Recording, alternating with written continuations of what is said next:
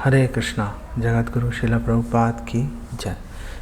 सो आज हम भगवत गीता छठे अध्याय के पहले श्लोक पर डिस्कस करेंगे। भगवत गीता 6.1 और इस प्रकार है। श्री भगवान वाचा अनाश्रितः कर्म फलम कार्यम कर्म करोति यः स सन्यासी च योगी च न निरग्निर न च अक्रिया।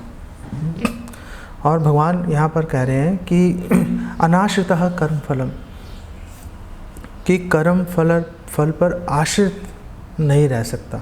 जो आश्रित नहीं है, आश्रित नहीं है का मतलब क्या है कि वो जो कर्म कर रहा है उसके फल से अनासक्त है, अटैच्ड नहीं है उसके फल से कि मैं ये करूँगा उसके बदले में मुझे ये मिलेगा, ये जो मिलेगा उससे मैं ये करूँगा उससे मैं वो करूँगा।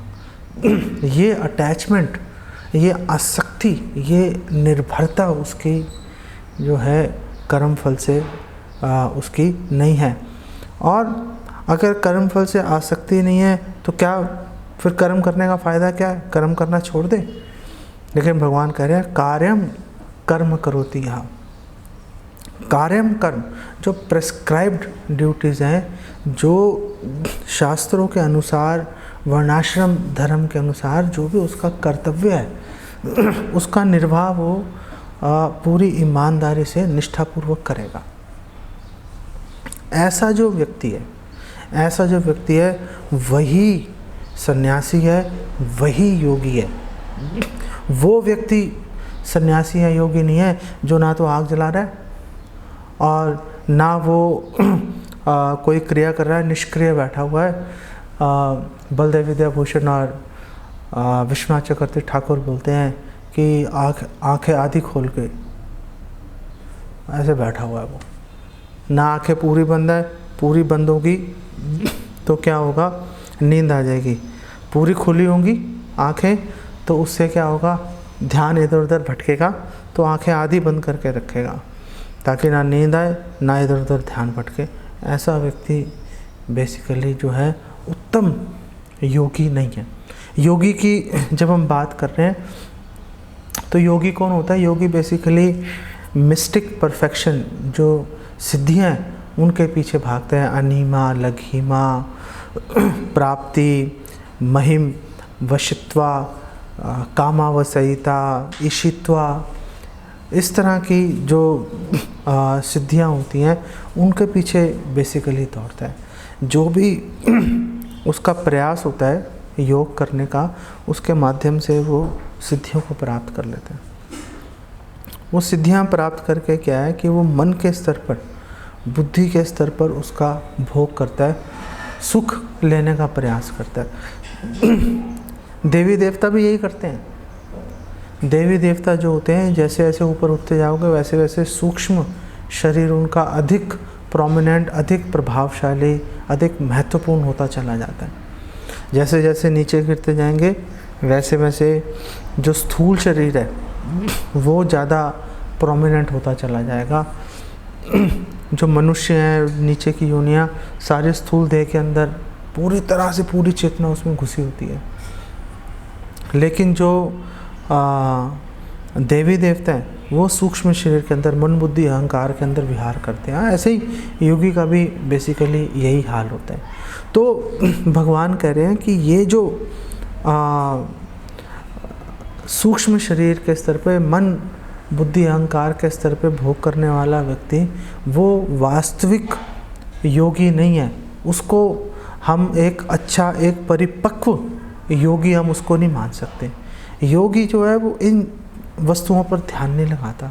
तो फिर योगी किस पर ध्यान लगाता है? श्रील प्रभुपाद बोलते हैं योगी जो है कोई मैजिकल, कोई जादू करके दिखा दिया। जैसे श्रील प्रभुपाद ने बोला एक व्यक्ति था, वो पानी पे चलने का जो है अपना चमत्कार दिखा रहा था, उसने वो सिद्धि प्राप्त कर ली। तो प्रभुपाद ने बोला वो सिद्धि कितने की है? वो 4 आने की है, 25 पैसे की है वो सिद्धि। क्योंकि 25 पैसे दो, नाव में बैठ के आप परली तरफ उतर जाओगे दूसरे किनारे पे। ऐसी छोटी छोटी सिद्धियां लेने का क्या पॉइंट है? कोई जिम्नास्टिक के आपने करतब दिखाने शुरू कर दिए। जैसे आजकल कुंभ चल रहा है, हरिद्वार में, वृंदावन में, वहाँ पे अनेक साधु वहाँ पर इकट्ठे हो रहे हैं। और उनमें से अधिकतर साधु आप देखेंगे कि वो अपने हठ योग का, अपनी सिद्धियों का वहाँ पर बेसिकली प्रदर्शन कर रहे हैं कि कितने आग के ऊपर लेटकर चारों तरफ आग लगा के ध्यान लगाने का वो जो है प्रदर्शन कर रहे हैं।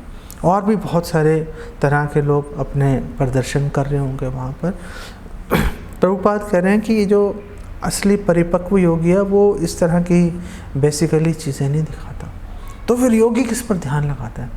तो भागवतम के 12वें स्कंद के 13वें अध्याय के पहले श्लोक के अंदर इस बात में, इस विषय में इसका वर्णन किया गया और वहाँ पे बोला गया है, ध्यानावस्थित तद्गतेन मनसा पश्यन्ति यह योगिनो।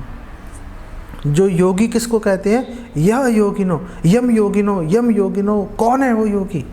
जो ध्यानावस्थित तद्गतेन, जो ध्यान मग्न हो जाता है।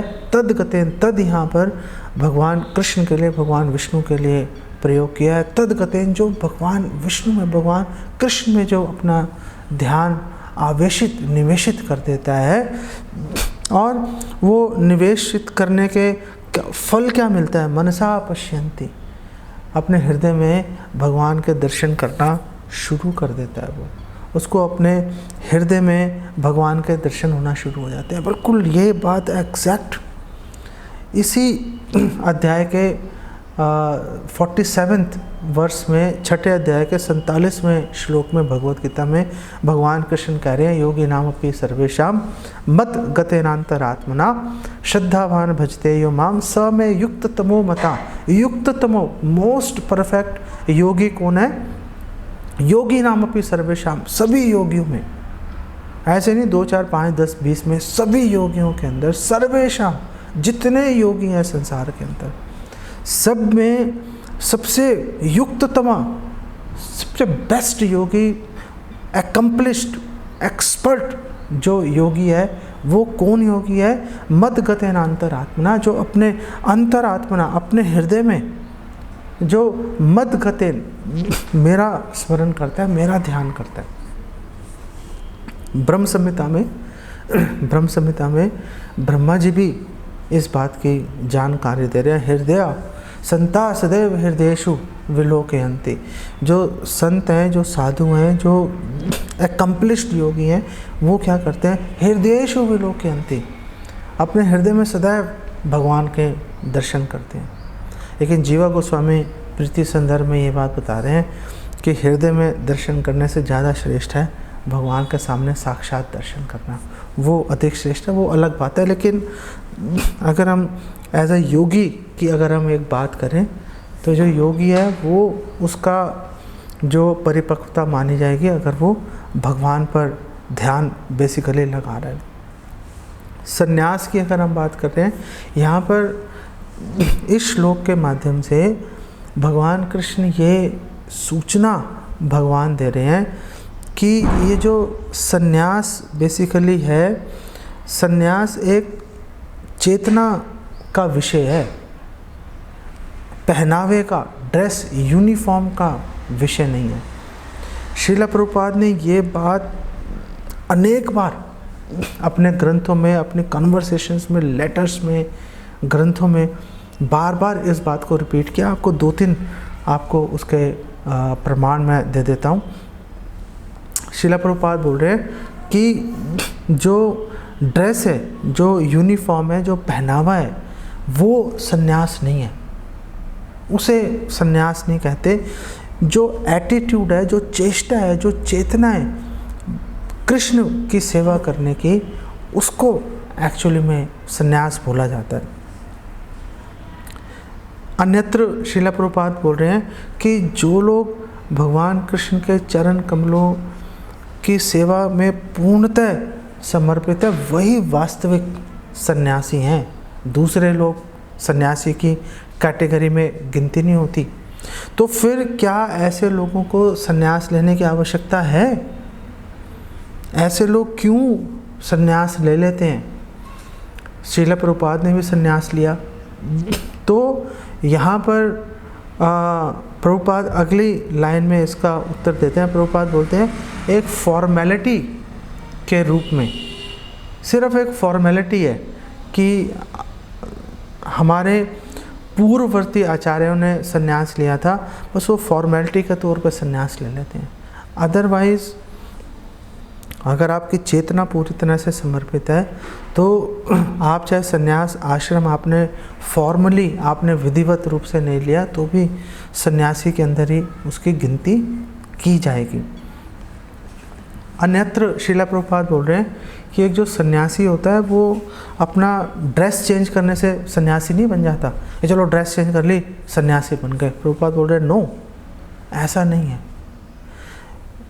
सन्यासी को कृष्ण की प्रसन्नता के लिए, संतोष के लिए उसको कार्य करना पड़ेगा, बिना कर्म फल पर आश्रित हुए।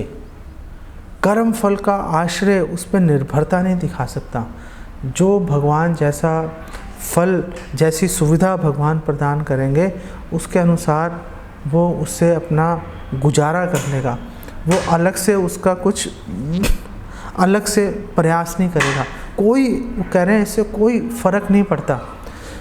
भगवान कृष्ण का आदेश है, भगवान कृष्ण के प्रतिनिधि जो गुरु हैं उनका आदेश है, बस बात खत्म होगी, मेरे लिए यही पर्याप्त है। क्यों कर रहे हो? क्योंकि भगवान कृष्ण का आदेश है, गुरु का आदेश है। मुझे और किसी और लॉजिक, किसी और तर्क की मेरे को आवश्यकता नहीं है। और फिर श्रील प्रभुपाद बोलते हैं कार्यम कर्म करोति यः, इसको बोलते हैं कि अपने कर्तव्य का निर्वाह करना। सन्यासी वो सन्यासी है, ऐसा श्रील प्रभुपाद ने एक्सप्लेन किया।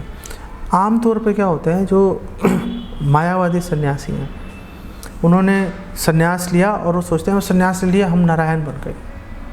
बस सन्यास दंड धारण करने मात्र से जो है नारायणो भवेत, कि अब तो नारायण के समान हम लोग जो है उसी कैटेगरी में आके हम लोग खड़े हो गए। हम ब्रह्मास्मि, नारायण भी ब्रह्म है, हम भी ब्रह्म है, बस बात खत्म हो गई।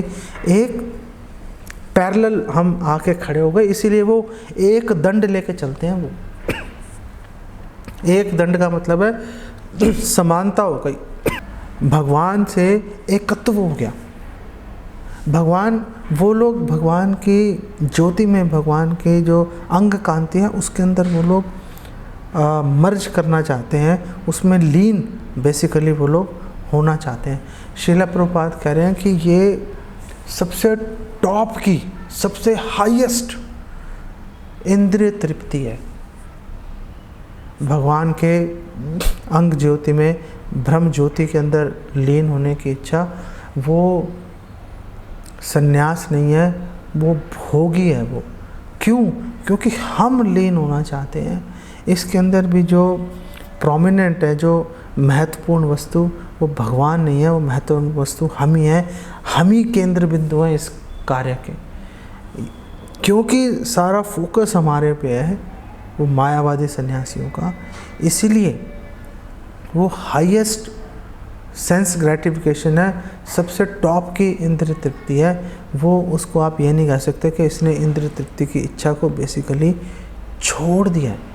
श्रील प्रभुपाद क्या बोलते हैं इस विषय में? श्रील प्रभुपाद बोल रहे हैं तो इसका मतलब ये नहीं है कि मैंने सन्यासी के वस्त्र धारण कर लिए लेकिन अपने हृदय में मैं भगवान से एक होने की कोशिश कर रहा हूँ, भगवान में लीन होने की कोशिश कर रहा हूँ। द बिगेस्ट एम्बिशन, ये सबसे बड़ी इंद्रिय तृप्ति की इच्छा है। ये जो लोग छोटे हैं, तुच्छ लोग हैं, जो वो सोचेंगे वो मैं इंडस्ट्रियलिस्ट बन जाऊँ, कोई बड़ी फैक्ट्री लगा लूँ, मैं 1 करोड़ रुपया कमा लूँ, मैं प्राइम मिनिस्टर बन जाऊँ। छोटे लोग,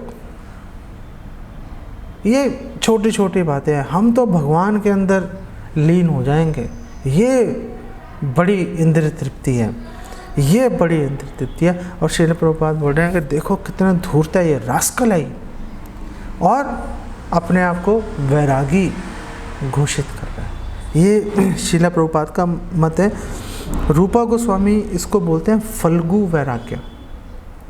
बाहर से ऊपर से ड्राई दिख रहा है, सूखा दिख रहा है, छुएंगे, थोड़ा हाथ अंदर डालेंगे तो एकदम आपको पानी का बहाव आपको महसूस होना शुरू हो जाएगा, अनुभव हो जाएगा आपको।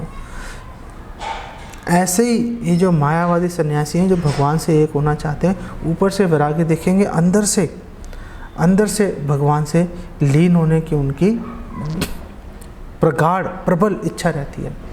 जब सार्वभौम भट्टाचार्य से पहली बार मिले चैतन्य महाप्रभु पुरी के अंदर, उनके घर पे बैठे हुए थे और सार्वभौम भट्टाचार्य ने उनको मायावादी सिद्धांत उनको सुनाया, 7 दिन तक सुनाते रहे। महाप्रभु कुछ नहीं बोले, महाप्रभु चुप करके बैठे रहे।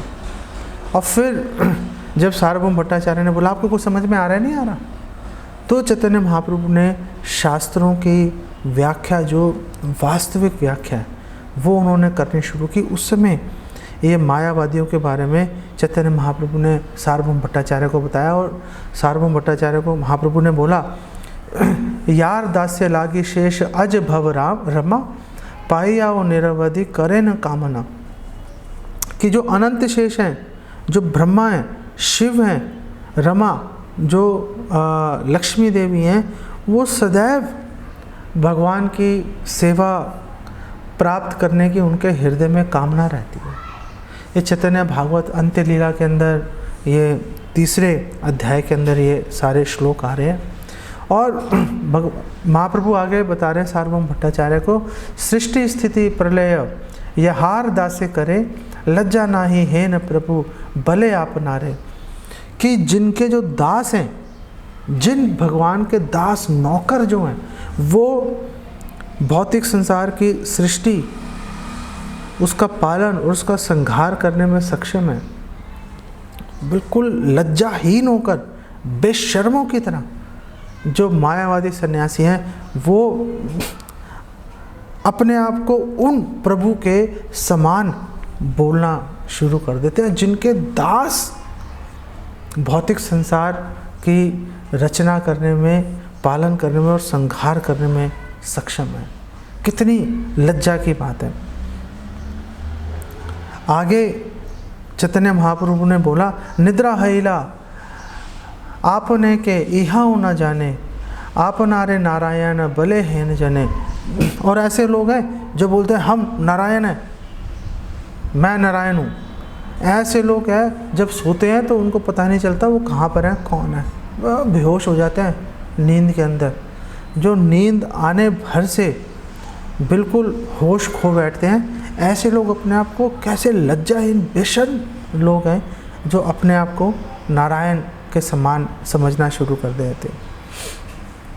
जग तेरे पिता कृष्णा सर्व वेद कहे, पिता रे से भक्ति करे ये सुपुत्र है।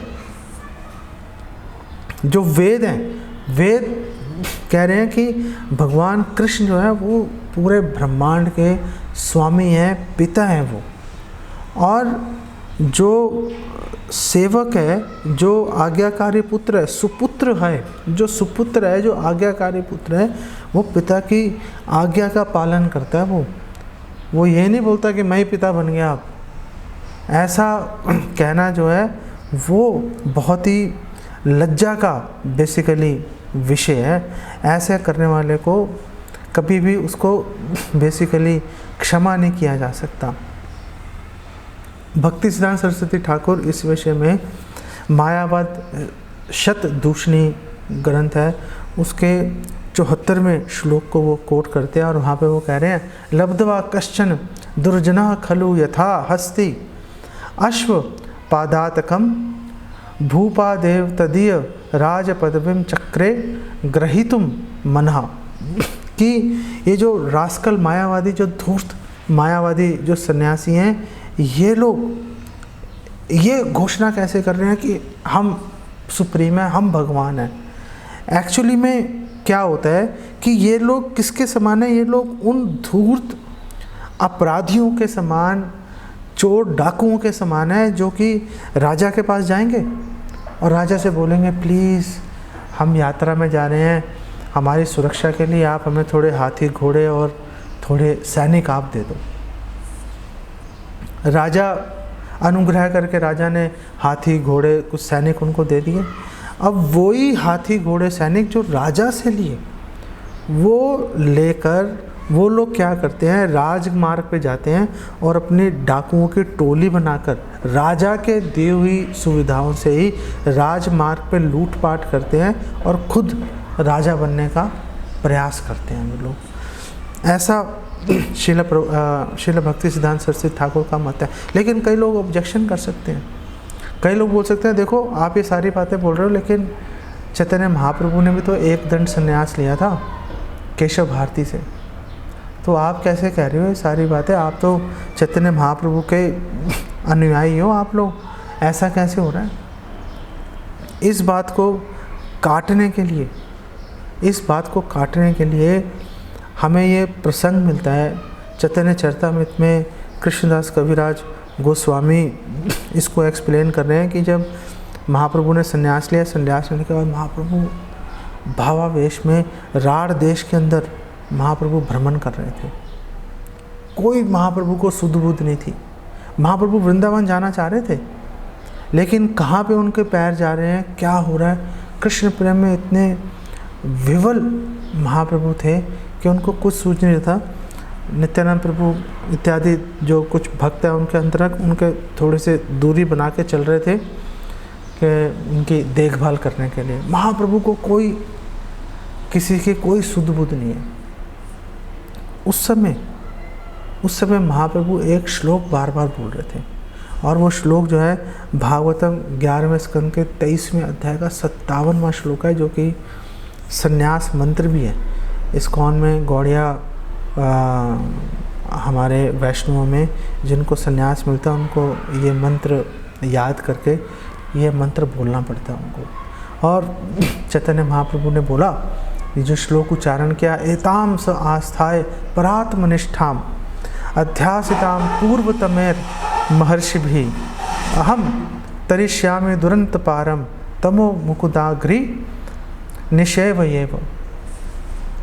चैतन्य महाप्रभु ने श्लोक उच्चारण किया, इसका अर्थ है कि मैं ये जो दुरंत पारम, ये जो अगम अपार जो ये भव सागर है, मैं इसको पार कर जाऊंगा। कैसे पार कर जाऊंगा? आस्थाए पराम निष्ठाम, मैं भगवान कृष्ण में अपनी निष्ठा, अपना श्रद्धा पूरी तरह से निवेशित करके मैं इस भव सागर से जो दुरंत पारम है, जिसको पार करना अत्यंत दुष्कर है, मैं इसको पार कर जाऊंगा। किसी ने किया पहले, उन्होंने बोला पूर्व तमेर महर्षि भी, पहले भी बहुत सारे लोगों ने इसको पार किया है। ये पूर्ववर्ती आचार्यों द्वारा पूरी तरह से अप्रूव्ड है।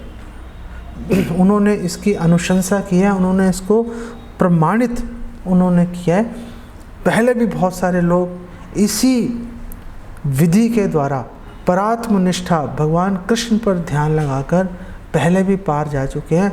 मैं भी चला जाऊंगा, मुझे इसमें किसी भी प्रकार का कोई भी संशय मुझे नहीं है। यहाँ पे जो जोर है, यहाँ पे जो बल दिया जा रहा है, जो एम्फेसिस है, वो परात्म निष्ठा के ऊपर है। भगवान कृष्ण पर अपनी श्रद्धा निवेशित करने की बात हो रही है। श्रीला प्रभुपाद एक्सप्लेन कर रहे हैं इस संदर्भ में। श्रीला प्रभुपाद कह रहे हैं कि चैतन्य महाप्रभु ने अगर एक दंड संन्यास ग्रहण भी किया, मान लेते हैं, लेकिन चैतन्य महाप्रभु ने ये श्लोक का उच्चारण करके ये उन्होंने स्थापित कर दिया कि इस एक दंड के अंदर 4 दंड जो हैं वो इसके अंदर सम्मिलित हैं। इसके अंदर ऐसा नहीं है कि वो एक दंड कि हम ब्रह्मास्मि हो गए, बात ख़त्म हो गई। जो मनसा वाचा कर्मणा और जीव जो दंड है, जो जीव को उसका प्रतीक है, ये चारों दंड इस एक दंड के अंदर जो है वो सम्मिलित हैं, इसके अंदर निहित हैं वो। और श्रीला प्रभुपाद बोल रहे हैं कि हम लोग त्रिदंडी संन्यास तो बोलते हैं, लेकिन जो त्रिदंडी संन्यास है इसके अंदर जो जीव दंड है वो भी एक चौथा इसके अंदर ऐड किया जाता है। तो एक्चुअली में 4 दंडे होते हैं, उसको इकट्ठे उसको बांधा जाता है। और ये जो 4 दंड हैं ये भगवान की विशुद्ध अगाध भक्ति का प्रतीक बेसिकली बन जाते हैं। इसके अतिरिक्त चैतन्य महाप्रभु मायावादी सन्यासियों का उन्होंने आचरण नहीं किया। श्रीमद् भागवतम की जो टीका है, चैतन्य महाप्रभु ने श्रीधर स्वामी की टीका को पूर्णतः प्रमाणिक समझ के स्वीकार किया, जो कि त्रिदंडी सन्यासी है। तो आप ऐसा नहीं कह सकते कि महाप्रभु जो हैं वो मायावादी सन्यासी हैं, ऐसा श्रील प्रभुपाद कह रहे हैं, ऐसा बिल्कुल कदापि नहीं है। ये जो अनाश्रित कर्म फल है कि कर्म फल पर आश्रित नहीं हो जाओ, ये केवल और केवल भगवान कृष्ण की को पूरी तरह से समर्पित करके ये जो स्थिति है ये प्राप्त हो सकती है। जब तक अपनी सारी गतिविधियों को भगवान में समर्पित नहीं करेंगे तब तक इस स्थिति को प्राप्त ही नहीं किया जा सकता। यही भगवान को पूर्णतः समर्पित होना ही स्वरूप स्थिति है। जब तक वो स्वरूप स्थिति प्राप्त नहीं होगी तब तक कभी भी जो है कर्म फल अनाश्रित कभी भी हो नहीं सकते। अगर हम बोलें कि हम स्वस्थ हैं, स्वस्थ कि हम स्वयं में स्थित हैं, स्वस्थ हैं, हेल्दी हैं, भले चंगे हैं, वो कैसे पता चलता है? वो पता चलता है कि जब हमारा कोई अंग है, अगर हमारे शरीर का कोई अंग या तो काम करना बंद कर दे या अजीब काम करना शुरू कर दे, तो उसको बोलेंगे ये डिसीज्ड है, ये बीमार है, रोगी है।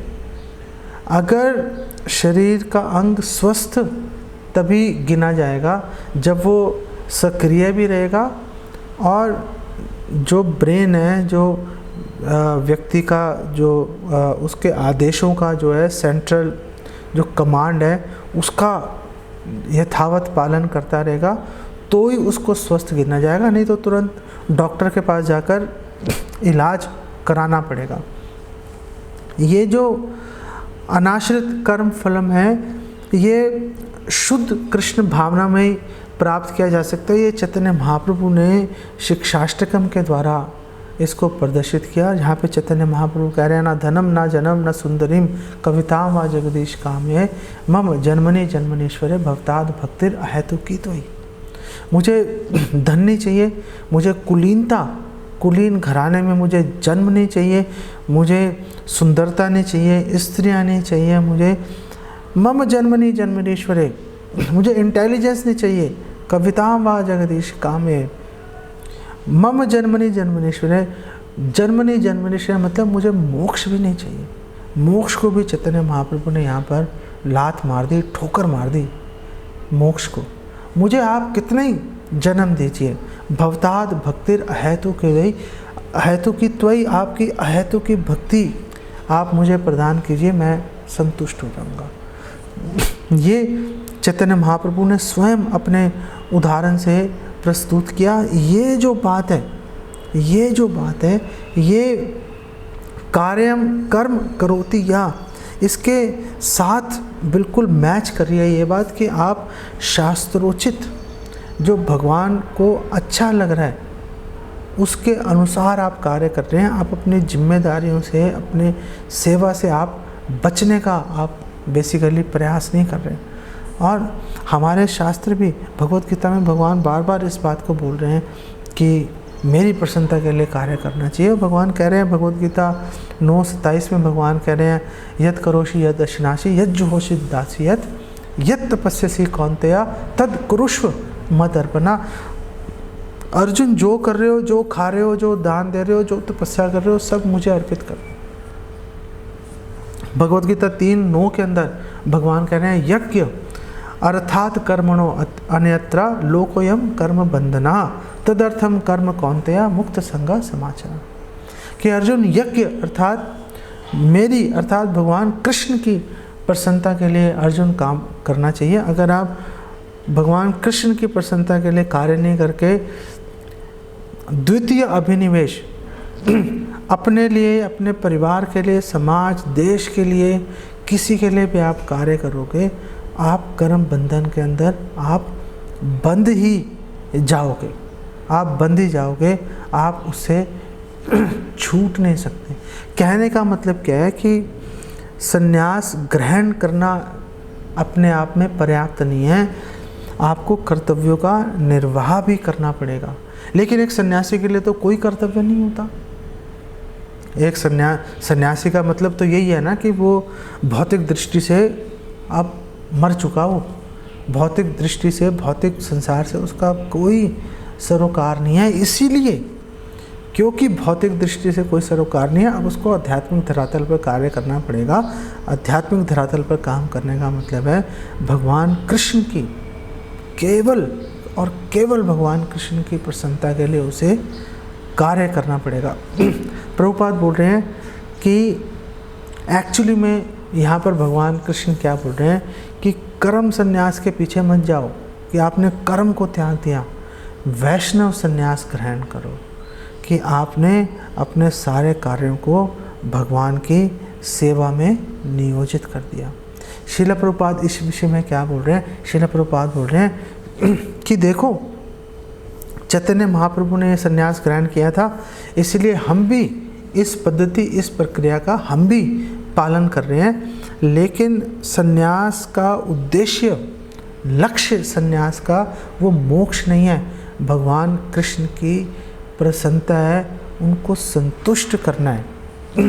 ये संन्यास है कि भगवान कृष्ण कैसे संतुष्ट होंगे, भगवान कृष्ण के प्रतिनिधि जो गुरु हैं वो कैसे संतुष्ट होंगे। और क्योंकि हमें भगवान कृष्ण के प्रतिनिधि के मार्गदर्शन में, उनके अनुगत्य में, उनके अनुगत रहकर, उनके अंडर रहकर, हमें अधीन रहकर हमें कार्य करना पड़ता है। तो हम क्यों कर रहे हैं कि अगर हम दक्ष बनना चाहते हैं, एक्सपर्ट बनना चाहते हैं, भगवान की अच्छे से सेवा करना चाहते हैं, तो हमें किसी एक्सपर्ट, किसी दक्ष व्यक्ति के अनुगत रह के हमें कार्य करना पड़ेगा। इसीलिए हम गुरु स्वीकार करते हैं। गुरु स्वीकार करने के पीछे हमारा ये मंतव्य है। आप कोई भी व्यक्ति है, वो या तो सत्य की सेवा कर सकते हैं या असत की सेवा कर सकते हैं। असत की सेवा करेगा तो कर्म बंधन के अंदर बन जाएगा, भ्रमित होता जाएगा। जो रस्सी, जो पाश पहले से गले में उसके बंधा हुआ है और अधिक गहराता जाएगा, उसको बोलते हैं माया की सेवा। वो करना बिल्कुल वर्जित है, उसको करने का कोई फ़ायदा नहीं है। चाहे सन्यास का चोला, सन्यास की ड्रेस हमने एक्सेप्ट की या नहीं की। श्रील प्रभुपाद इस बात को बोल रहे हैं कि मरकट वैराग्य है। जैसे एक बंदर होता है, कोई कपड़े नहीं पहनता, नंगने रहता है, जंगल में रहता है, कंद मूल खाता है, ऐसे लगेगा कितना त्यागी है, कितना त्यागी है। लेकिन अगर आप उसके आसपास देखोगे, उसके आसपास कम से कम 2-3 दर्जन जो है बंदरियाँ, उसकी जो पत्नियाँ रहेंगी और उनके साथ में अनरेस्ट्रिक्टेड वो जो है सेक्स करता रहेगा, यौन संबंध उनके साथ में, अपनी इंद्रिय तृप्ति वो करता रहेगा।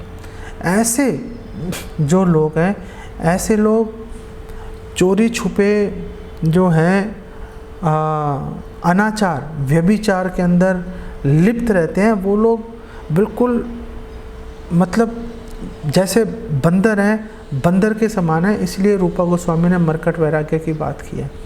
जब चैतन्य महाप्रभु को पता चला अद्वैताचार्य जो हैं वो मायावाद सिद्धांत का प्रचार कर रहे हैं, तो चैतन्य महाप्रभु और नित्यानंद प्रभु दोनों भाई जो हैं वो गए थे शांतिपुर उनका सामना करने के लिए।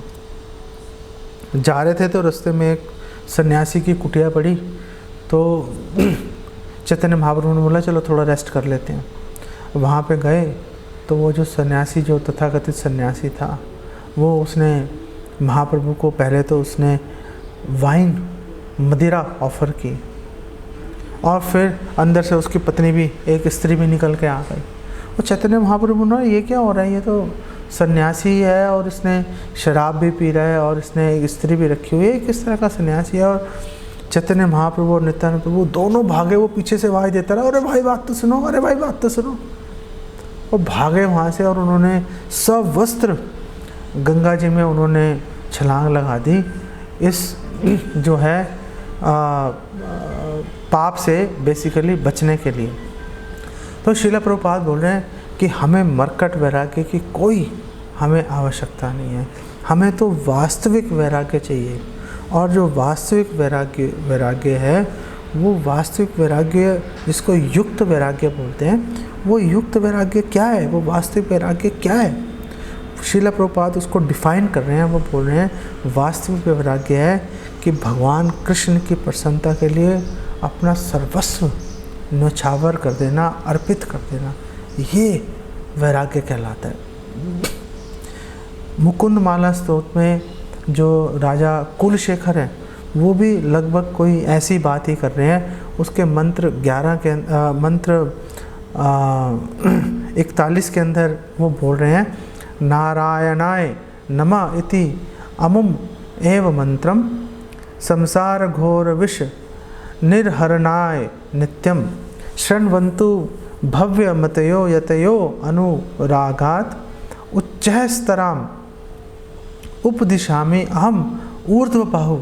ऊर्ध्वबाहु मैं दोनों भुजाएं अपनी उठाकर, और उच्च, एक तो होता है उच्च मतलब जोर से, और उच्चस्तराम जोर जोर से पूरे गला फाड़ कर वो बोल रहे हैं उपदिशा में, मैं ये उपदेश दे रहा हूँ, मैं ये शिक्षा दे रहा हूँ। यतयो किसको दे रहे हैं? यतयो जो सन्यासी हैं, उनको क्या करना चाहिए? अनुरागात, पूरी श्रद्धा के साथ, पूरे अनुराग के साथ में, पूरे प्रेम के साथ में उनको नारायणाय नमः, उनको भगवान नारायण, ओम नमो नारायणाय, इसका उच्चारण करना चाहिए। भगवान के दिव्य नामों का उनको जोर जोर से उनको उच्चारण करना चाहिए। ये उच्चारण करेंगे तो ये जो घोर, जो ये दावानल रूपी जो घोर संसार है, इसका जो विष है, ये हर लिया जाएगा, सुख और शांति बेसिकली प्राप्त हो जाएगी। चैतन्य महाप्रभु ने सार्वभौम भट्टाचार्य को भी बोला, चैतन्य महाप्रभु ने बोला, सन्यासी हैया निरवधि नारायण बलिवेक प्रेम भक्ति योगे अनुखन। और उन्होंने बोला कि देखो सार्वभौम भट्टाचार्य, एक जो सन्यासी है उसका ये कर्तव्य है कि निरवधि, निरंतर, लगातार, सतत उसको भगवान नारायण का विद लव एंड डिवोशन, प्रेम और भक्ति के साथ में उसे जोर जोर से लगातार सतत उसको भगवान का स्मरण करना चाहिए, भगवान के बारे में सुनना चाहिए, भगवान का कीर्तन उनको करना चाहिए। अगर कोई ऐसा नहीं कर रहा, अगर कोई ऐसा नहीं कर रहा, तो वो अपने कर्तव्य का पालन नहीं कर रहा, मरकट वैराग्य की ओर बेसिकली वो दौड़ रहा है। श्रील प्रभुपाद ये जो 41वां मंत्र है मुकुंद माला स्तोत्र का, इसमें श्रील प्रभुपाद एक्सप्लेन कर रहे हैं, ये जो यतयः, ये जो सन्यासियों की यहाँ पर बात कर रही है, ये वो सन्यासी वो नहीं है जिन्होंने भिक्षुक का उन्होंने एक समझ लो ढोंग कर रहे हैं, या केवल वो वेश उन्होंने बेसिकली बस धारण कर लिया कि ओ हम सन्यासी हैं, बल्कि ये उनकी बात कर रहे हैं जिन्होंने सन्यास की जो स्पिरिट है, जो उसका भाव है, जो उसका सार है, उसको ग्रहण किया है कि भगवान नारायण, भगवान कृष्ण का निरंतर श्रवण और कीर्तन और प्रचार के अंदर उनको हमेशा लगे रहना चाहिए। कार्यम कर्म करोति, या जब हम बात कर रहे हैं तो कार्यम कर्म की मतलब कर्तव्य है ये काम करना, लेकिन कर्तव्य का मतलब ये जो कर्तव्य है ये जोर ज़बरदस्ती से प्रेरित नहीं है। श्रील प्रभुपाद एक्सप्लेन कर रहे हैं, ये जो कार्यम कर्म जो है ये प्रेम से प्रेरित है। जैसे एक माँ अपने छोटे से नवजात शिशु का ध्यान रखती है, हर उसकी ज़रूरत का ध्यान रखेगी, कोई जोर ज़बरदस्ती नहीं होती उसके ऊपर, प्रेम होता है उसका। उस प्रेम के चलते वो इसका बच्चे का ध्यान रखती है। तो अगर इसकी जो वास्तविक स्पिरिट है, जो वास्तविक इसका भाव है इसका, अगर वो स्वीकार करके निरंतर भगवान का स्मरण करेंगे, कीर्तन करेंगे, प्रचार में लगेंगे, जो फल्गु वैराग्य है उससे आकर्षित हुए बिना अगर भगवान के सेवा में अगर नियोजित होंगे, तो ये कह सकते हैं कि ये जो श्लोक है, ये जो शिक्षा है भगवान के 6ठे अध्याय के पहले श्लोक में भगवत गीता के, उसका हम कुछ अंश अपने जीवन में उतार पा रहे हैं। और तभी हम अनाश्रिता कर्म फलम, तभी हम कर्म फल से अनासक्त रह पाएंगे, अन्यथा कोई उम्मीद है नहीं रहने की। इसको यहीं पे विराम देते हैं। जगत गुरु श्रील प्रभुपाद की जय। हरे कृष्णा।